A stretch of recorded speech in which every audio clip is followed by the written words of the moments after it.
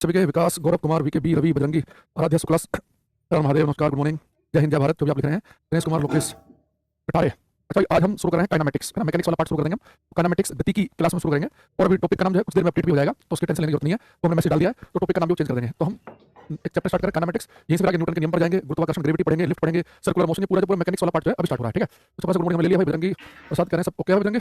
मैं तो बढ़िया हूं एकदम। जय विश्वकर्मा, सपना कुमारी, रोहित, घनश्याम, सुभाजीत, भारत, लोकेश, चलो नमस्ते नमस्ते, अपडेट हो चुका है, अपडेट हो गया टॉपिक, चलो बढ़िया है। तो हम लिखेंगे हम काइनेमेटिक्स गति की, काइनेमेटिक्स हिंदी में कहते हैं शुद्ध गति की, हिंदी में इसका नाम है शुद्ध गति की। अब कमेंटबाजी कम करेंगे, सब बच्चे पढ़ाई पे ध्यान देंगे, ठीक है। अंजना, बंसल, दीपक, जय विश्वकर्मा भाई, पढ़ाई जो पढ़ाया जा रहा है अभी नया चैप्टर को शुरू हो गया, इससे शुरू करें, ठीक है। चलो, आज सबके मैसेज मेरे तक आ रहे हैं, कोई बच्चा ना लिखे देवघर के नगरी से हर महादेव, मैसेज सबके आ रहे हैं, सारी चीजें, ठीक है। चलो, अब इसमें ये जो काइनेमेटिक्स है, जो इसका मतलब होता है स्टडी ऑफ मोशन, गति का अध्ययन, स्टडी ऑफ मोशन, गति का अध्ययन। इस चैप्टर में क्या करेंगे, इसमें हम गति का अध्ययन करेंगे, स्टडी करेंगे, इसका मोशन की स्टडी करेंगे। लेकिन ध्यान रखना, पूरे काइनेमेटिक्स में जब हम गति को स्टडी कर रहे होंगे, वस्तु गति में, गति मतलब भाग रही है, मोशन में है, तो उसकी स्पीड, उसकी चाल कितनी है, जो वस्तु भाग रही है उसकी वेलोसिटी, उसका वेग कितना है, जो वस्तु भाग रही है उसका एक्सेलरेशन, उसका त्वरण कितना है, जब ये सारी बातें बात कर रहे होंगे तो इस बारे में बिल्कुल ध्यान नहीं देंगे कि वस्तु गति में क्यों आई, बस हमें उसकी गति को स्टडी करना है। वो गति में किस वजह से है वो हम काइनेमेटिक्स में बात नहीं करते, वो हम बात करेंगे, न्यूटन के नियम पढ़ेंगे तो हम ये देखेंगे कि अगर कोई वस्तु गति में है तो किस वजह से है। अभी हमारा काम क्या है, बस कोई वस्तु गति में है तो उसकी गति को स्टडी करना, without knowing the cause of motion, बिना ये जाने कि वस्तु गति में क्यों है हम स्टडी का मोशन करेंगे। तो इसमें क्या करते हैं, study of motion without without knowing without knowing the cause of motion, without knowing the cause of motion, गति का अध्ययन बिना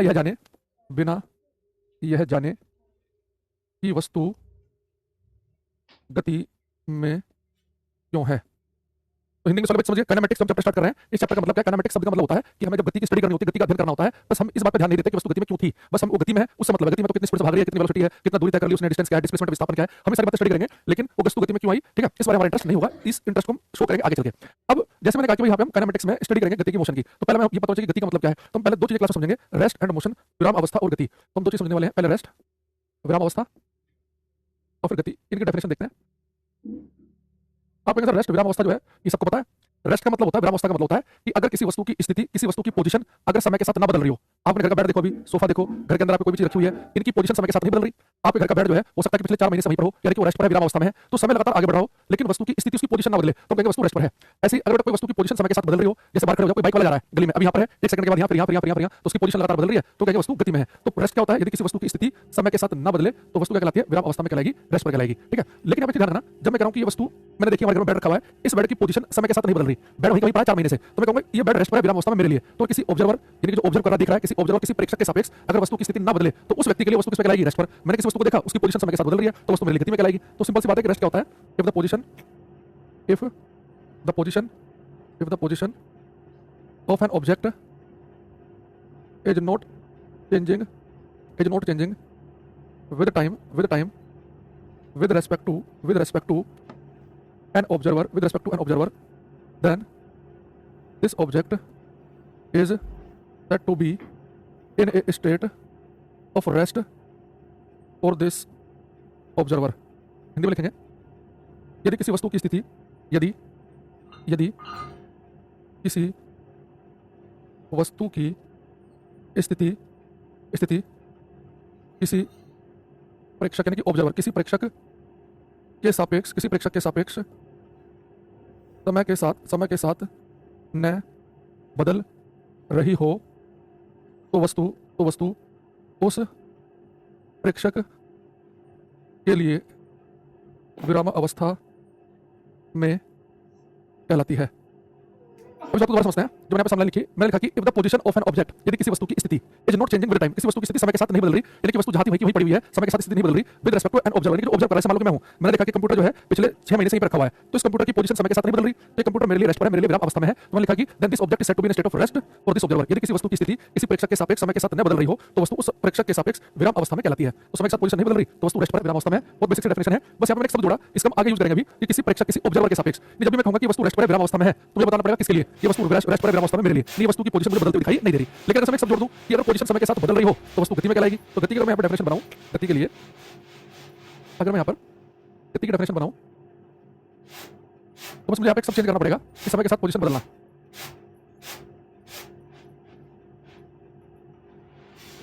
यहाँ नीचे आ जाएगा नहीं आ रहा। चलो मैं अपने हाथ से लिख देता हूँ।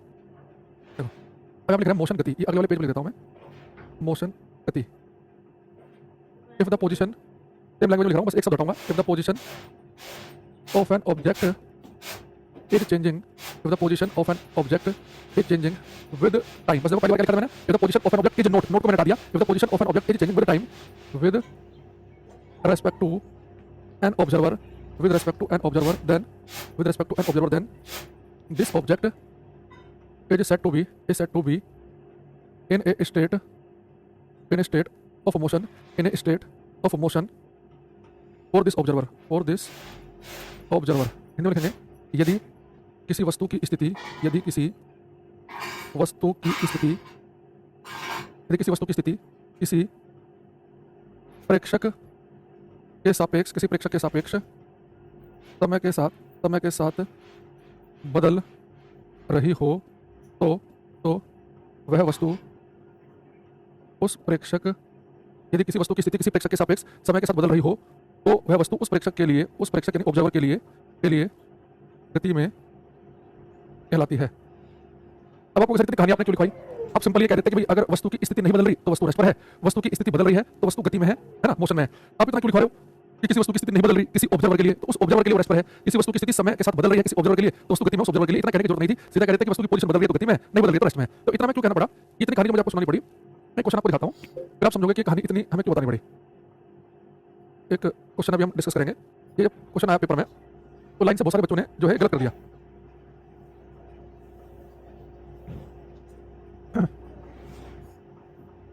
मैं मान कर रहा हूँ कि आप लोग मेरे साथ लिख पा रहे हो, इतनी स्पीड आपकी है।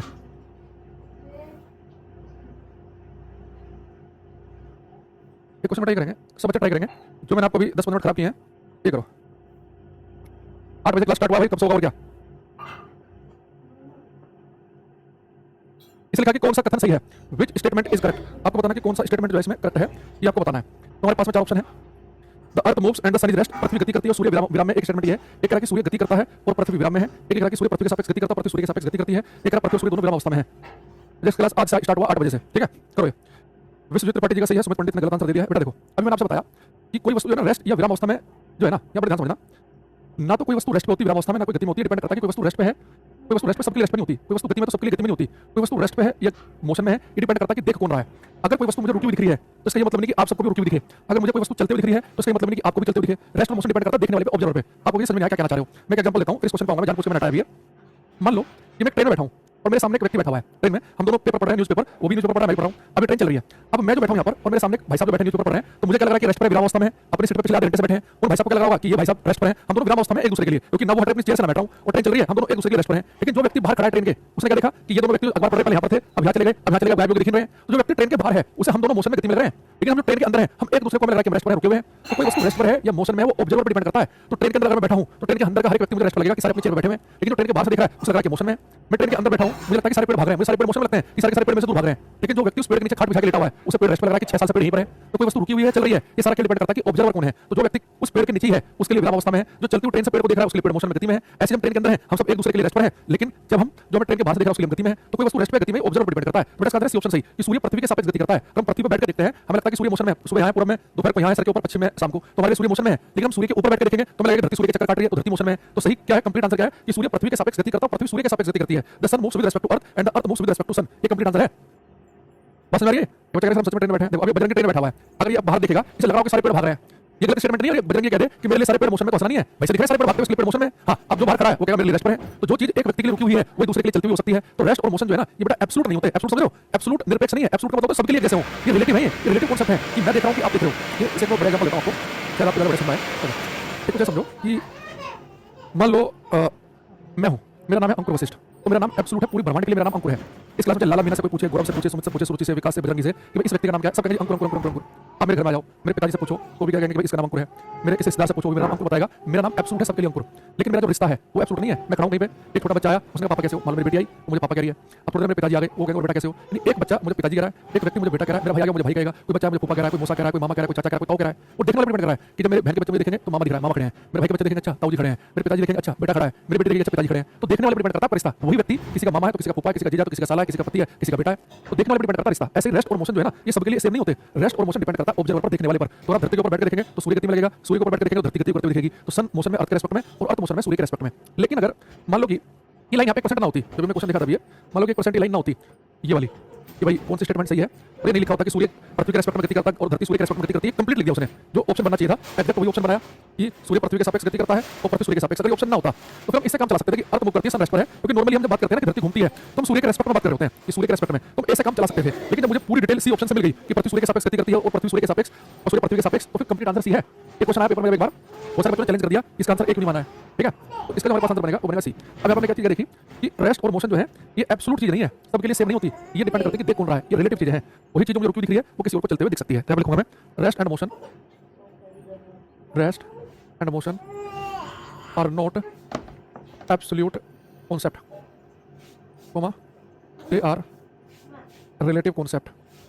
जब लिखेंगे विराम अवस्था और गति, विराम अवस्था और गति, विराम अवस्था और गति निरपेक्ष, एब्सोल्यूट यानी कि निरपेक्ष, यानी सबके लिए एक जैसे नहीं है, निरपेक्ष कॉन्सेप्ट नहीं है, नहीं है, ये रिलेटिव कॉन्सेप्ट है, ये सापेक्ष कॉन्सेप्ट है, नहीं डिपेंड करते हैं देखने वाले पे, ये सापेक्ष कॉन्सेप्ट है।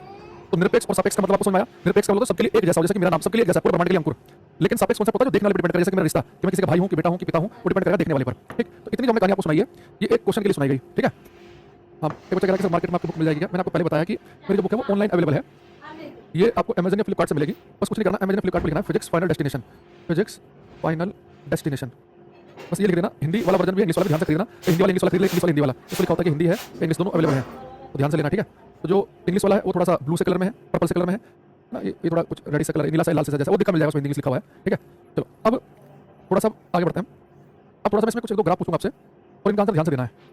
मैं ग्राफ आपके सामने बना रहा हूँ, और पहले वाला तो एक दो बार रिपीट हो चुका पेपर में।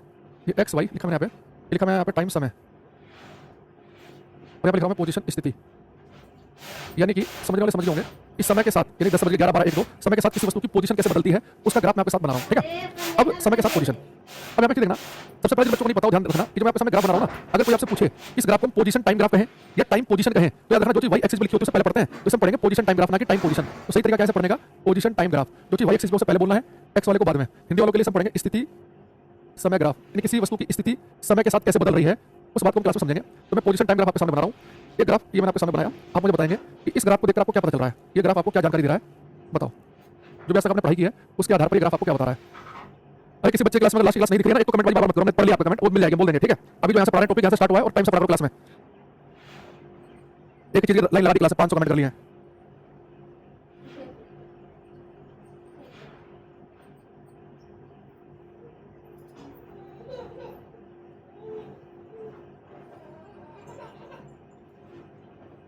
अच्छा कुछ आंसर हमारे पास हमारे, सबसे पहले कुछ बच्चे ऐसे होते हैं जिन्होंने साइंस नहीं पढ़ी 10वीं क्लास के बाद, वो ग्राफ देखते हैं उनके हाथ पैर फूल जाते हैं, उन्हें लगता है पता नहीं क्या तूफान आ गया। सबसे आसान होता है ग्राफ को पढ़ना, सबसे आसान। एमएस अजहर, अंकित, गौरव, अक्षय, निशांत सिंह, अनुभव, कुछ मेरे पास आंसर आ रहे हैं। बेटा देखो, जैसे आप कोई ग्राफ देखो, सबसे पहले समझो कि ये क्वेश्चन तो होगा ही, ग्राफ देखकर समझाओ कि ये तो होना ही है, तो पहले तो पॉजिटिव भाव अपने अंदर लेके आना है। अब आपको करना क्या है, कुछ एक चीज कॉन्सेप्ट याद रखना, कई बार बच्चे करते हैं कि ऑप्शन देखते हैं चारों और ऑप्शन की फील लेके टिक लगाते हैं, ऑप्शन की फील लेके टिक लगाना, आपको आंसर निकालना है, फिर ऑप्शन ढूंढना है। जैसे आप कोई ग्राफ देखो, उसमें जो भी आपको लाइन दिखे उस लाइन पर आपको क्या करना है, इस कॉन्सेप्ट को हमेशा रखना, उस लाइन पर 2 पॉइंट ले लो जहां भी आपका मन करे, जैसे मैंने लिया, कम से कम 2 पॉइंट लेने, ज्यादा चाहे 50 ले लो, पर हमें समय बचाना है तो 2 पॉइंट लेंगे, 2 पॉइंट से काम चल जाएगा। अब जैसे आपने 2 पॉइंट लिया, अब क्या करो, पहले पॉइंट से एक सीधी लाइन डाल दो एक्स एक्सिस पे, एक लाइन डाल दो वाई पे, दूसरे पॉइंट से भी एक लाइन डाल देंगे एक्स एक्सिस पे, एक डाल देंगे वाई पे। अब इसे पढ़ो, एक्स पे क्या लिखा टाइम, तो 2 पॉइंट लगे टाइम तो बदल गया, यानी 10 से कितने बज गए 11, टाइम बदल गया। वाई पे क्या लिखा पोजीशन, तो एक ही कट है, यानी 10 बजे जो आपकी पोजीशन थी 11 बजे भी वही है, यानी समय तो बदल रहा है, यहां से यहां पहुंच गया लेकिन पोजीशन नहीं बदल रही, तो समय बदले लेकिन पोजीशन ना बदले, यानी कि वस्तु रेस्ट पर है, विराम अवस्था में है। ये ग्राफ रेस्ट का है, विराम अवस्था का है। ये रेल मार्ग आर्का ग्राफ है। दूसरी चीज, एक बार ये क्वेश्चन जब आया, ये आया सीडीएस में भी एक बार, लेकिन सीडीएस वालों ने ग्राफ बना के नहीं दिया था, उन्होंने थोड़ा सा अलग पूछा। एक पेपर होता है सीडीएस का, यूपीएससी लेता है, सीडीएस वालों ने कहा कि एक वस्तु का पोजीशन टाइम ग्राफ है, बोला उसने, बनाया नहीं पोजीशन टाइम ग्राफ। जैसे उसने आपने देखा कि पहले बोल रहा है पोजीशन, जो चीज पहले बोले वाई पे लिखेंगे, उसने कहा कि एक वस्तु का पोजीशन टाइम ग्राफ है, एक वस्तु का स्थिति समय ग्राफ है, पोजीशन टाइम ग्राफ है, और ये ग्राफ समय अक्ष के समानांतर एक स्ट्रेट लाइन है, टाइम एक्सिस के पैरेलल, यानी कि जहां पर टाइम लिखा है उसके पैरेलल उसके समानांतर एक स्ट्रेट लाइन है। बताओ ये ग्राफ क्या बता रहा है, यानी जुगाड़ तो ये ग्राफ बन गया कि पोजीशन टाइम ग्राफ है, एक वस्तु का स्थिति समय ग्राफ है, और ये ग्राफ एक सीधी रेखा है समय अक्ष के समानांतर टाइम एक्सिस के पैरेलल। तो जैसे आपने पहले ग्राफ बना लिया, फिर आपने क्या किया, वही 2 पॉइंट लेके चेक कर लिया होगा कि एक लाइन एक्स पे एक वाई पे, एक एक्स पे एक वाई पे, तो टाइम बदल गया 10 से 12 बज गए लेकिन पोजीशन नहीं बदली, यानी कि ग्राफ इसका रेस्ट का है, विराम अवस्था का है। तो कई बार जरूरी है कि आपको ग्राफ बनाना दे, तो जैसे कहा उसने कि पोजीशन टाइम ग्राफ है, यानी कि जो चीज पहले उसे वाई पे लिखो, बाद वाले को लिखो एक्स पे, और पोजीशन टाइम ग्राफ क्या है कि समय अक्ष के समय लिखा है, समय अक्ष के समानांतर एक रेखा है, टाइम एक्सिस के पैरेलल एक रेखा है, तो ऐसे भी कर देता है वो। ठीक है, दूसरी चीज, कुछ बच्चे गलती क्या करते हैं एग्जाम में, वो ऐसे समझ लेते हैं, ये लिखा पोजीशन, पता क्या सोचते हैं वो, पोजीशन बढ़ रही है, भैया पोजीशन नहीं बढ़ रही है, यहाँ पे फिक्स कर दिया आपने, पोजीशन को फिक्स कर दिया, ये जो आगे को ऐसे बढ़ रहे हैं पोजीशन नहीं बढ़ रही, ये आगे बढ़ रहा है, टाइम इंक्रीज कर रहा है, पोजीशन तो आपने फिक्स कर दी, फिक्स पोजीशन, और आप आगे की तरफ बढ़ रहे हैं, ये पोजीशन नहीं बढ़ी, ये तो समय इंक्रीज कर रहा है, ये टाइम बढ़ रहा है। अच्छा अभी एक ग्राफ अभी हम और देखेंगे। ये हमारे पास में यहाँ पे लिखा है एक्स एक्सिस, ये लिखा वाई, यहाँ लिखा है पोजीशन, यहाँ टाइम। ठीक, अब एक ग्राफ आपके सामने ये है। अगर आपसे कहूँ कि ये ग्राफ मुझे क्या बता रहा है, ये वाला, आपको जैसे हमने ग्राफ देखा तो पहला भाव हमारे अंदर क्या आना चाहिए कि क्वेश्चन होगा, यानी क्वेश्चन आसान है, यानी क्वेश्चन होगा। फिर हमें क्या करना है, ये हमारे पास स्थिति समय ग्राफ है, पोजीशन टाइम ग्राफ। हमें क्या करना है, इस ग्राफ में जो भी लाइन दिख रही है उस लाइन पर हम 2 पॉइंट लेंगे, अपने कॉन्सेप्ट पर टिके रहेंगे, और पहले पॉइंट से एक लाइन एक्स पे, एक वाई पे, दूसरे पॉइंट से एक लाइन एक्स एक्सिस पे, एक वाई पे। अब देखो, अब आप ये काम करना ही है, ये अपने आप से फील लेकर आंसर नहीं देना। आपने क्या देखा कि एक्स एक्सिस पे टाइम लिखा, टाइम बदल गया 10 से बज के 12, वाई पे लिखा पोजीशन, पोजीशन भी बदल गई, पहले घर में तब स्कूल चले गए मान लो, तो समय भी बदल रहा है, पोजीशन भी बदल रही है। तो समय के साथ अगर पोजीशन बदले, काम करते हैं, ज़्यादा मोटा हो गया, पतला करते हैं थोड़ा सा। बटन ने कहा कि जैसे समय बदल रहा है, 10 से 12 बज गए, पोजीशन बदल गई, घर से स्कूल पहुंच गए, तो ग्राफ इसका मोशन का, गति का, मोशन का गति ग्राफ है, यानी कि समय के साथ स्थिति बदल रही है। अब मैं यहाँ पे चाहूंगा, अब आप मुझे बताओ कि दो प्रकार की गति होती है, दो प्रकार के मोशन होते हैं। एक हम कहते हैं यूनिफॉर्म मोशन, एक समान गति, एक होता है नॉन यूनिफॉर्म, असमान गति। तो यूनिफॉर्म मोशन, समान गति का मतलब ये होता है अगर आप समान समय में समान दूरी तय करें, यानी पहले सेकंड में 5 मीटर, अगले सेकंड में 5, अगले सेकंड में 5, अगर आप हर सेकंड बराबर दूरी तय करें तो एक समान गति। लेकिन पहले सेकंड चले 5 मीटर, अगले सेकंड चले 2 मीटर, फिर चले 11 मीटर, फिर चले 5, फिर चले 2, फिर चले नहीं, वो असमान गति, नॉन यूनिफॉर्म कहलाता है। तो मैं आपसे पूछूं कि जो मेरे सामने ग्राफ है, ये गति का है, एक समान गति का है कि असमान गति का, यूनिफॉर्म है कि नॉन यूनिफॉर्म है? माहिल साहिल, गौरव कुमार चौधरी, साहिल साहू, एमएस अजहर, सूरज कुमार, करो भैया। तो याद रखना, सबसे पहले तो आप ग्राफ यूनिफॉर्म है कि नॉन यूनिफॉर्म है, समान गति है कि असमान गति है, उसके बाद में आएंगे। पहले देखो ग्राफ गति का है कि नहीं है। आपने कहा ग्राफ तो गति का है, समय बदल रहा है, पोजीशन बदल रही है, ग्राफ है मोशन का, गति का। अब वो यूनिफॉर्म है कि नॉन यूनिफॉर्म है? अगर ग्राफ गति का और बिल्कुल स्ट्रेट लाइन सीधे रेखा, बिल्कुल स्ट्रेट जा रहा हो, स्मूथ बिल्कुल स्ट्रेटली, तो यूनिफॉर्म मोशन होता है वो। यानी कि अगर इसमें आप ठीक उतना आगे पॉइंट और ले लेंगे, तो मान लो कि मैं काम करूं, मान लो ग्राफ ये जितना मैंने ये पॉइंट लिया, ठीक उतना आगे मैं पॉइंट और ले लूं, और उससे भी लाइन डालूं एक्स एक्सिस पे, एक्स पे, और डाल दूं वाई पे, तो मुझे साफ साफ दिखेगा कि जितना समय यहाँ पर है उतना ही समय यहाँ पर है, तो जितनी दूरी यहाँ लगभग उतनी दूरी यहाँ पर है, वो तो मैंने एक्जैक्ट नहीं पॉइंट लिया है। तो अगर ग्राफ गति का हो, बिल्कुल स्ट्रेट लाइन हो, तो यूनिफॉर्म मोशन होता है एक समान गति, यानी कि समान समय में समान दूरी तय करना। इस हम कहेंगे कि ग्राफ हमारे पास जो है वो यूनिफॉर्म मोशन का है, एक समान गति का है, अगर बिल्कुल स्ट्रेट लाइन है। अब आपको लग रहा होगा कि हमें समझ में आ गया है, हम तो समझ के आंसर दे रहे हैं, ऐसा आपके अंदर में कुछ बच्चों की भावना आ रही होगी जो शुरू से क्लास में टिके हैं, बीच में क्लास में चलता है, मेरा कोई इंटरेस्ट नहीं है, उन्हें समझ में आया नहीं आए, ये समय बदला, पोजीशन नहीं बदली, यानी कि रेस्ट है, ये समय बदल रहा है और पोजीशन भी बदल रही है, यानी कि गति ग्राफ है। और ग्राफ गति का बिल्कुल सीधी रेखा हो, बिल्कुल स्ट्रेट लाइन हो, तो यानी कि वो एक समान गति ग्राफ है, यानी कि यहाँ समान समय में समान दूरी तय की जाएगी। ठीक है, अच्छा, क्या बच्चा, बहुत सारी बुक आ गई इस नाम से, बहुत सारी बुक नहीं आएगी, ये आएगी केवल फिजिक्स फाइनल डेस्टिनेशन और कोई नहीं आएगी। और इसमें ऐसा फोटो होगा, मैं दिखा देता हूँ आपको। जो हिंदी वाला वर्जन है वो इस कलर में होगा कुछ ऐसे, मेरा फोटो बना होगा उस पर, और जो इंग्लिश वाला होगा वो कुछ ऐसे होगा। वो ये ब्लू सा कलर जो भी हमने कलर कोई पहचान नहीं है, नीला सा लग रहा है मुझे, और ये लाल सा लग रहा है ना, ये इंग्लिश वाला वर्जन है, नीले से वाला, लाल से वाला हिंदी से फोटो बना होगा। ठीक है, चलो अब यहाँ पे देखना, अब जो आपको भ्रम हो रहा होगा बहुत सारे बच्चों को, क्यों समझ में आ गया है, वो भ्रम ने सही है या केवल ऐसे रटा रटाया है। अभी हमें अगर आपने इस क्वेश्चन का आंसर सही दे दिया तो फिर मुझे मजा आ जाएगा एकदम। ये लिखा है पोजीशन, यहाँ पे लिखा टाइम, समय। ये ग्राफ मैं आपके सामने बना रहा हूँ, तो बच्चा बताएगा ये ग्राफ किस चीज़ का है, रेस्ट का है कि मोशन का है, यूनिफॉर्म मोशन है कि नॉन यूनिफॉर्म है, ये बताओ। हमारे पास में ये ग्राफ बताना है कि रेस्ट का विराम अवस्था का है, कि यूनिफॉर्म मोशन एक समान गति का है, या नॉन यूनिफॉर्म है, असमान गति ग्राफ है, नॉन यूनिफॉर्म, असमान गति, या नन ऑफ दीज, इनमें से कोई नहीं, नन ऑफ दीज, इनमें से कोई नहीं। ये बताओ किसका ग्राफ है? अंकित वैष्णवी चौधरी का दोनों गलत है, साहिल साहू का ठीक है, मनदीप का गलत है, देवव्रता गलत है। अब पूरा समस्या कहाँ पर है? जिस बच्चों ने इस आधार पर आंसर दिया है, इस सर ने पहले ग्राफ बताया था रेस्ट का विराम अवस्था का, दूसरा था एक समान गति का, तब ये असमान गति का रहा होगा। समझ जाओ कि पेपर में कुछ नहीं करके आ पाएंगे वो जो इन लॉजिक के आधार पर आंसर दे रहे हैं ना, उनका कुछ नहीं होना है। पूरा टूट होता है, रटा रटा पेज में लिखा हुआ आ गया तो कर लेंगे क्वेश्चन, वो थोड़ा बुद्धि का प्रयोग करना होगा तो कुछ नहीं होगा। मैंने आपसे क्या कहा था कि जब भी ग्राफ आए तो अपना ऑप्शन की फील लेकर आंसर नहीं देना, अच्छा रेस्ट का भी होगा, इसका भी होगा, तो बचा वो कुछ होगा ही नहीं। आप एक चीज देखो ना, जब आपको बताया कि ग्राफ से आंसर देना कैसे है, हमने आपसे बोला कि भाई जब भी आपको ग्राफ दिखे उसमें जो लाइन दिखाई दे उसमें 2 पॉइंट ले लो। आपको करना क्या है कि जो पहले वाला पॉइंट है उसे एक लाइन डाल दो एक्स एक्सिस पे, एक डाल दो वाई पे, दूसरे पॉइंट से एक लाइन डाल दी एक्स पे, एक डाल दी वाई पे। तो मैंने क्या देखा किसी का ग्राफ है, एक्स पे लिखा टाइम, टाइम बदल गया 10 से 12 बज गए, वाई पे लिखा पोजीशन भी बदल गई, यानी कि समय बदल रहा, पोजीशन बदल रही, ग्राफ इसका मोशन का, और बिल्कुल स्ट्रेट लाइन है, ये यूनिफॉर्म मोशन एक समान गति का ग्राफ है ये।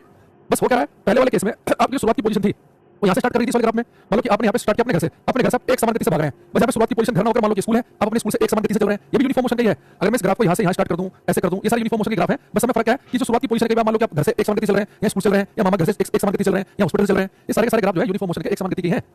बस ये कि शुरुआत की जो पोजीशन है वो यहाँ से स्टार्ट हुई, यहाँ पे मैंने यहाँ से स्टार्ट कर दिया। तो आपको बस ये देखना है कि समय के साथ स्थिति बदली, यानी कि गति है और वो बिल्कुल स्ट्रेट लाइन जा रहा है, तो एक समान गति ग्राफ है, वो नॉन यूनिफॉर्म में कहां से हो गया? एक और बताओ तो था, ये लिखा मैंने एक्स एक्सिस, ये लिखा मैंने वाई, ये पोजीशन है, ये टाइम है। ये बताओ मुझे ये ग्राफ किस चीज का है? Rest, uniform motion, non uniform, ये किसका ग्राफ है? एक बच्चा तो बनाओ, दीजिए बता रहा है ये किसी का ग्राफ है भाई? 4th नंबर, ये तीसरा था, ये भी एक समान गति ग्राफ था, दूसरा भी एक समान गति का था, पहला रेस्ट का विराम अवस्था का। अगर आप इस वाले ग्राफ को देखेंगे जो मैंने बनाया है, अब यहाँ पे बेटा बिल्कुल स्ट्रेट लाइन तो है नहीं है ना, तो बिल्कुल स्ट्रेट लाइन करना हो तो आप एक काम करो, बिल्कुल बीचों बीच वाला हिस्सा है ना, एक पॉइंट उसे ठीक पहले ले लो बीच वाले हिस्से से, एक पॉइंट ले लो बीच वाले हिस्से के बाद से। यहाँ पर भी क्या करो, एक लाइन डालो एक्स एक्सिस पे, एक वाई पे, एक एक्स पे और एक वाई पे। तो हमें क्या दिख रहा है कि समय बदला, पोजीशन बदल गई, ग्राफ गति का है, ग्राफ तो गति का है, समय के साथ पोजीशन बदल गई, गति का है लेकिन स्ट्रेट लाइन नहीं है, तो ये ग्राफ है नॉन यूनिफॉर्म मोशन का, असमान गति का। यहाँ पर वस्तु प्रत्येक सेकंड बराबर दूरी तय नहीं करेगी, नॉन यूनिफॉर्म मोशन, यह असमान गति ग्राफ, नॉन यूनिफॉर्म। इस बार सबका ठीक है, तो नॉन यूनिफॉर्म मोशन आएगा। वरुण कुमार पांडे यूनिफॉर्म लिख रहे हैं, ये गलत है। अच्छा, बहुत सारे धुरंधर ऐसे भी होते हैं, बहुत सारे, वो क्या करते हैं, वो होते हैं बिल्कुल खतरनाक रट्टा मारने वाले, जो मैथ में भी रट्टा मार लेते हैं, जो मैथ के न्यूमेरिकल भी याद कर लेते हैं, वो ऐसे वाले बच्चे पता क्या करते हैं, जैसे ही ये वाला ग्राफ मैं बनाऊं आज के बाद ऐसे वाला, वो सोच लेते हैं कि ऐसा ग्राफ हमेशा रेस्ट का होगा, जरूरी नहीं है। सेम यही ग्राफ में गति का भी बना सकता हूं। ये ग्राफ बेटा रेस्ट का केवल तभी है अगर यहाँ पे लिखा हो पोजीशन, यहाँ पे लिखा हो टाइम, तो यहाँ पोजीशन यहाँ टाइम है, तभी वाला ग्राफ किसका रेस्ट का, क्यों आपके समय बदल रहा है, पोजीशन नहीं बदल रही, रेस्ट का है। ये ग्राफ एक समान गति का तभी है जब यहाँ लिखा हो पोजीशन, लिखा हो टाइम, समझ लो। तो जब आप ग्राफ को पढ़ो तो उसमें ये जरूर देख लेना कि वाई एक्सिस पर एक्स एक्सिस पर लिखा क्या, रट्टा नहीं मारना। सेम ऐसा ही ग्राफ रेस्ट का भी हो सकता है, सेम ऐसे ग्राफ गति का भी हो सकता है, वो डिपेंड करेगा कि यहाँ क्या लिखा पोजीशन, लिखा टाइम, तो रेस्ट का ग्राफ है। आगे चलकर मैं एक दो क्लास के बाद ऐसे ग्राफ बनाऊंगा और वो गति का ग्राफ होगा, और यहाँ पे कुछ और लिखा होगा, तो क्या लिखा होगा आगे चलकर पता चलेगा। अभी हमने इतनी देर जो क्लास में खराब की, हमें एक दो बातें क्या पता चली कि जब भी आज के बाद कोई मेरे से कहे कि कोई वस्तु विराम अवस्था में है, तो क्या सबके लिए ही विराम अवस्था में है? नहीं। कोई वस्तु गति में, सबके लिए गति में नहीं। ये सारा क्या डिपेंड करता है देखने वाले पर, ऑब्जर्वर पर। कोई वस्तु जो मेरे लिए रुकी हुई है हो सकता है कि आपके लिए चलती हुई हो, तो रेस्ट और मोशन एब्सोल्यूट नहीं है, निरपेक्ष नहीं है। एक बात पता चली, एक हमें छोटा मोटा ग्राफ पता चल गया कि यार पोजीशन और टाइम का ग्राफ हो, बिल्कुल ऐसे आएगा तो रेस्ट का है और ऐसे आएगा तो गति का है, एक समान गति का। अगर वो स्ट्रेट लाइन नहीं है, कर्व शेप में है, तो हमने कहा कि वो असमान गति का ग्राफ बनेगा। ये छोटी सी बात है, धीरे धीरे जब क्लास आगे बढ़ेगी आप इन्हें और डिटेल में समझोगे। अब एक वस्तु गति में होगी, भाग रही होगी, तो उसके द्वारा कुछ दूरी तय की जाएगी। हम देखेंगे कोई वस्तु के द्वारा दूरी तय की जाती है और उसका जो डिस्प्लेसमेंट होता है, विस्थापन, ये कैसे निकाले जाते हैं, तो डालेंगे हम दूरी और विस्थापन, दूरी और विस्थापन, ठीक है। हाँ, ऑब्जर्वर डिपेंड करता है, दूरी और विस्थापन। अरे जो नए बच्चे हैं इस बैच में, कुछ नए बच्चे हैं ना,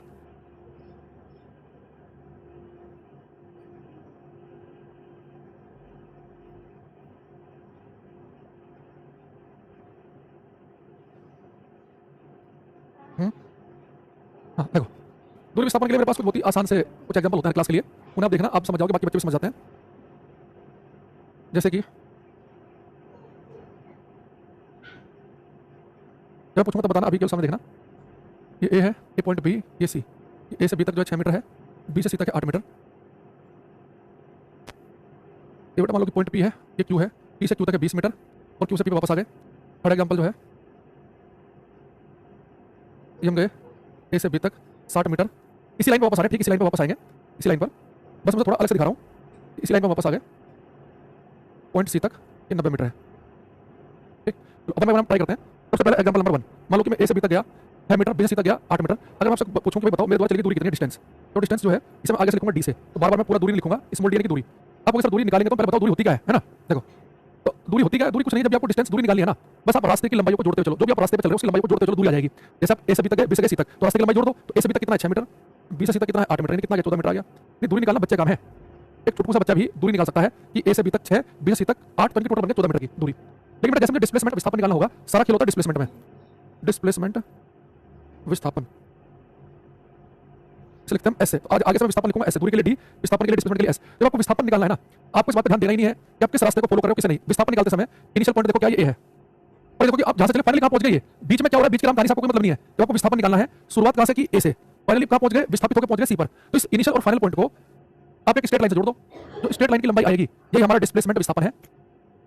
initial point A, final point C, इन दोनों को सीधी रेखा से जोड़ दो, इस सीधी रेखा की लंबाई आएगी वो विस्थापन डिस्प्लेसमेंट है। देखो ये 6 है, ये 8 है, ये आपको एंगल लिखा हुआ 90 डिग्री का है, तो पाइथागोरस थ्योरम आती है सभी को, कंपटीशन की तैयारी कर रहे हो मान के चलो, पाइथागोरस थ्योरम सबको आती है, 6 है, ये 8 है, तो पाइथागोरस थ्योरम से कितना आ जाएगा 10 मीटर, ये तो डिस्प्लेसमेंट हो गया 10 मीटर। यानी कि जब भी आपको डिस्प्लेसमेंट विस्थापन निकालना है, इनिशियल फाइनल को सीधी रेखा से जोड़ दो, जो भी सीधी रेखा की लंबाई आएगी वो विस्थापन है। एक्चुअल विस्थापन क्या होता है, दो बिंदुओं के बीच की सबसे छोटी दूरी है। अगर मुझे पॉइंट ए से सी तक जाना हो तो सबसे छोटा रास्ता क्या होगा, सीधी रेखा में चलेंगे तो विस्थापन आएगा हमारे पास ए और सी को सीधी रेखा जोड़ना। जब भी आपको विस्थापन पूछे, बस देखो शुरुआत कहां से की और पहुंच कहां गए, दोनों को स्ट्रेट लाइन से जोड़ना है। तो विस्थापन जो है डायरेक्शन होती है, इनिशियल पॉइंट ए था, फाइनल था सी, तो विस्थापन की दिशा होती है इनिशियल से फाइनल की तरफ। तो आपको साथ में लिखना पड़ेगा कि मेरा विस्थापन हुआ 10 मीटर ए से सी की ओर। जैसे आपने सुना होगा ना कि कश्मीरी पंडित कश्मीर से विस्थापित होकर दिल्ली आ गए, तो उनके विस्थापन की दिशा है ना, ये कश्मीरी पंडित कहां से आए, कश्मीर से दिल्ली। इनिशियली कश्मीर में दिल्ली आ गए, ये कश्मीर से कहां चले गए, वो जम्मू चले गए, है ना। तो हमेशा क्या करते हैं, एक डायरेक्शन हमें बतानी पड़ती है डिस्प्लेसमेंट की, विस्थापन की इनिशियल से फाइनल की तरफ को, ठीक। अब इस वाले केस में आते हैं बी में, मुझे निकालना है दूरी। बेटा दूरी में क्या करना है, रास्ते की लंबाई को जोड़ना है, एक रास्ते की लंबाई जोड़नी है और विस्थापन में इनिशियल फाइनल को स्ट्रेट लाइन से जोड़ना है। तो दूरी का रास्ते की लंबाई को जोड़ना है, तो ए पी से गया क्यू 20 मीटर, क्यू से पी वापस आए 20 मीटर, कितना हो गया 40 मीटर। जब भी दूरी निकालेंगे तो रास्ते को जोड़ते चलेंगे, 40 मीटर आ गया। लेकिन मैं यहाँ विस्थापन निकालूंगा, इनिशियल पॉइंट क्या था मेरा पी, पी से क्यू के वापस पी पर आ गया, initial point P, final P, तो मेरा विस्थापन आ गया 0 मीटर का, 0।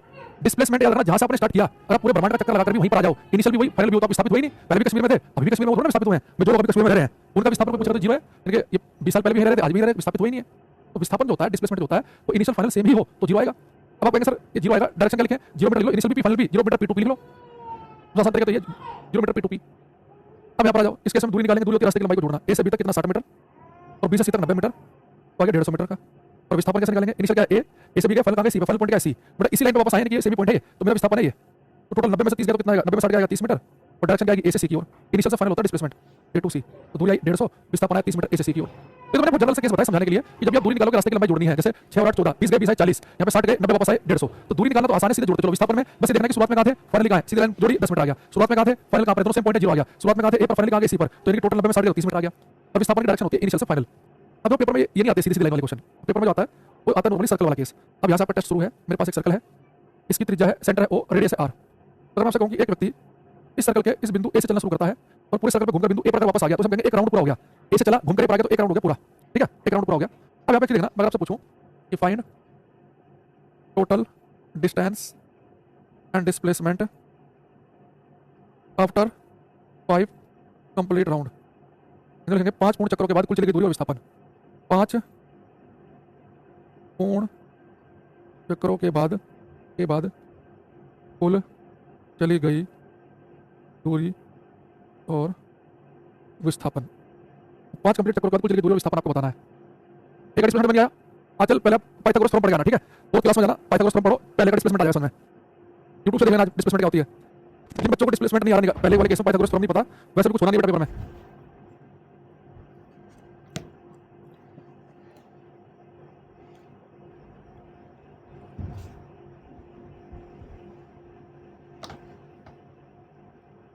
देखो बेटा 5 पूर्ण चक्रों के बाद कह रहा है कि चलिए दूरी विस्थापन, तो दूरी निकालते हैं। दूरी क्या होती है? रास्ते की लंबाई। तो जब आप सर्कल पे चलोगे ना, तो रास्ते की लंबाई क्या होगी? जब सर्कल पे चलोगे तो रास्ते की लंबाई आएगी परिधि, सर्कमफ्रेंस, परिधि। और परिधि आपको पता कितनी होती है? एक चक्कर में चलते हैं परिधि के बराबर 2 पाई आर, लेकिन हमें 5 चक्कर पूछ रहा है, तो 2 पाई आर में 5 की मल्टीप्लाई हो जाएगी। बात समझ पा रहे हैं भाई? अगर आप सर्कल पे चलते हैं तो दूरी होती है रास्ते की लंबाई, तो रास्ते की लंबाई क्या है? परिधि, सर्कमफ्रेंस के बराबर, तो परिधि होती है 2 पाई आर, लेकिन मैंने पूछा 5 चक्कर, तो 5 से मल्टीप्लाई होगी, यानी चली गई दूरी हो गई 10 पाई आर। विस्थापन क्या होता है? इनिशियल पॉइंट और फाइनल पॉइंट। इनिशियल आप ए है, एक कंप्लीट चक्कर के बाद आप ए पे आ जाओगे, 2 के बाद भी ए पे आ जाओगे, 3 के बाद भी, 4 के बाद भी, 5 के बाद भी, यानी 5 कंप्लीट चक्कर के बाद वहीं पे रहोगे, तो विस्थापन आ गया आपका 0 मीटर। तो जिसका 10 पाई आर और 0 उनका सही, बाकी गलत है, ठीक है। तो चलो आज के लिए इतने रख रहे हैं, बाकी हम मिलेंगे कल की क्लास में। और इसे पढ़ के आना एक बार। और पाइथागोरस थ्योरम भाई नहीं आ रही है, कितने शर्मिंदगी की बात है भारत के एजुकेशन सिस्टम पर कि बच्चा 10वीं 12वीं कर ले रहा है और उसे पाइथागोरस थ्योरम नहीं पता है। जान पूछ के नहीं बता रहा हूं मैं, पढ़ के आना खुद से, थोड़ा किसी पूछना, अपने पुराने पेज पढ़ के देखना जो स्कूल में पढ़ा है, और फिर अपने आप पे थोड़ा शर्मिंदगी महसूस करना कि मैं क्या पढ़ाई किया भविष्य में, कि हम पाइथागोरस थ्योरम नहीं जान रहे हैं। तो कल मिलते हैं, थैंक यू। कल भी अगर नहीं पता होगा फिर बताऊंगा कि कैसे आया हो, पहले वाले केस में 10, ठीक है, बाय।